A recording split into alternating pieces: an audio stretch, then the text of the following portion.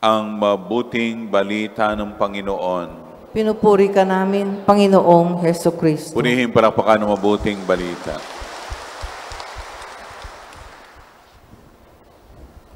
Sa atin pong ginugunita ngayon na isang ermano, hindi siya pari, siya ay mayordomo sa bahay ng mga paring Dominicans sa Lima, Peru. At sa kanyang mga gawain, mababang uri, mababang uri, pero nandun pa rin ang taglay niyang kababaang loob. Pinakikita rito sa buhay natin, ano man ang ating propesyon, ano man yung ating ginagawa, ay dapat taglay ang kababaang loob, katulad ng tinaglay na kababaang loob ni San Martin de Porres. At ang iba pang katangian na maalala tungkol kay San Martin de Porres ay ang kanyang debosyon at pagmamahal sa Santisimo Sacramento at sa mahal na Birhen Maria. Napakahalaga sa buhay po natin ng mga Kristiyano yung meron tayong devotion sa Blessed Sacrament, yung pagdalaw.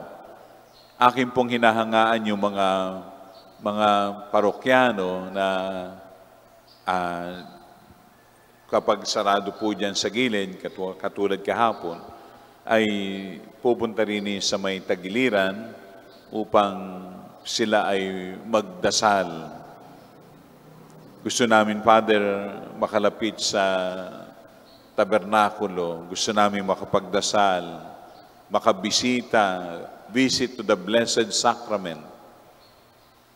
Napakahalaga sa buhay natin mga Kristiyano, Katoliko, na mapalad po kayo ng simbahan natin ay open sa gilid at na nakakabigay ng oras upang tayo ay makabisita sa Santisimo Sacramento.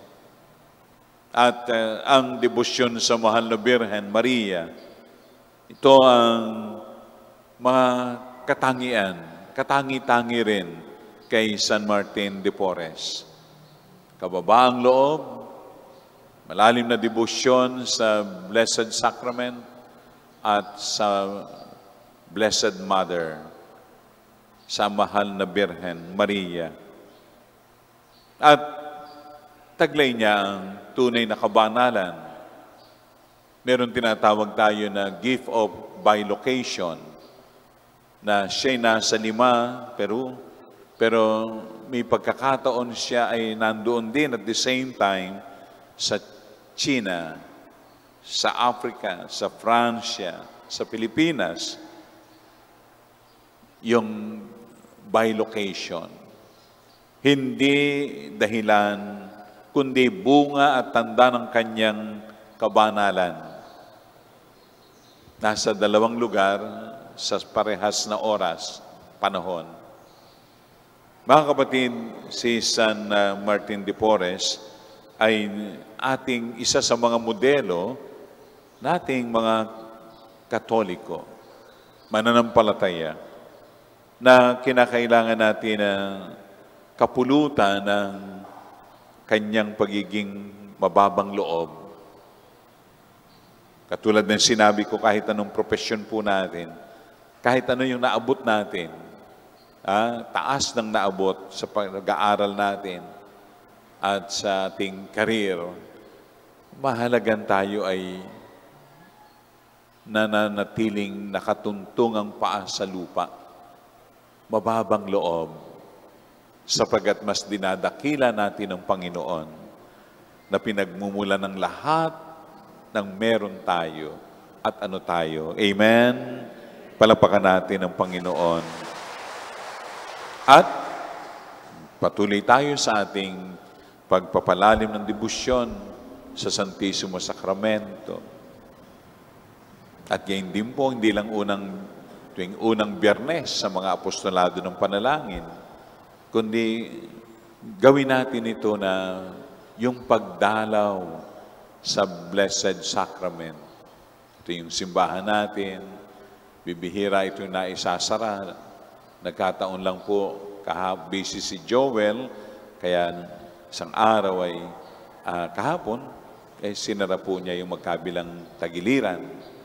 Sapagkat busy siya sa 2 araw sa sementeryo. Pero yung lagi pong bukas siya, pintuan, upang tayo ay makabisita sa Santissimo Sacramento at sa imahe ng mahal na Birhen Maria, na katulad ng mga katangian ni San Martin de Porres. San Martin de Porres, ipanalangin mo kami. Amen.